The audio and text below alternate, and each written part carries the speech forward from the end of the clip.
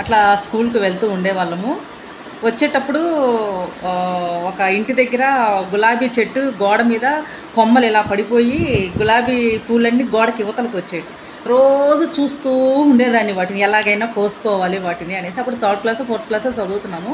ఈ పిచ్చిది కదా మా చెల్లెలు, దాన్ని పంపిద్దామని ప్లాన్ చేసుకున్నాను. నేను వెళ్ళాను కదా, నన్ను కొడతారని చెప్పేసి, నువ్వు వెళ్ళావు అంటే నేను బయట కాపలా ఉంటాను, నువ్వు వెళ్ళేసి గులాబీ పూలు తీసుకొని వచ్చే, నువ్వు ఎన్ని తీసుకొస్తే అన్ని నీకే, నేను ఒక్కటే తీసుకుంటాను అని చెప్పారన్నమాట.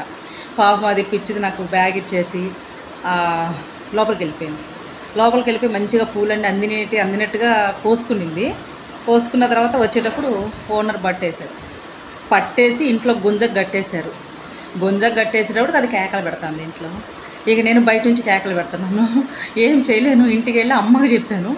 అమ్మకి చెప్తే అమ్మ 2 కొట్టింది, మామూలుగా కొట్టాల, పీడి తిప్పించి మళ్ళీ కొట్టింది. మళ్ళీ భయపడిపోయి నేనే వెళ్ళి తప్పైపోయింది అంకులో, తప్పైపోయింది, మా చెల్లెల్ని వదిలిపెట్టండి అంకులో అని కాళ్ళు చేతులు పట్టుకుంటే, ఇంకోసారి దొంగతనం చేశారంటే మాత్రం ఇద్దరిని ఇక్కడే కట్టేస్తాను అనేటప్పటికి అది ఎర్రగా అయిపోయి ముఖమంతా ఏడ్చి భయపడిపోయి గుంజ కతుక్కొనింది. దాన్ని చిన్నగా పాపం ఇంటికి తీసుకొని వచ్చాను. అది నన్ను ఎట్లా చూస్తా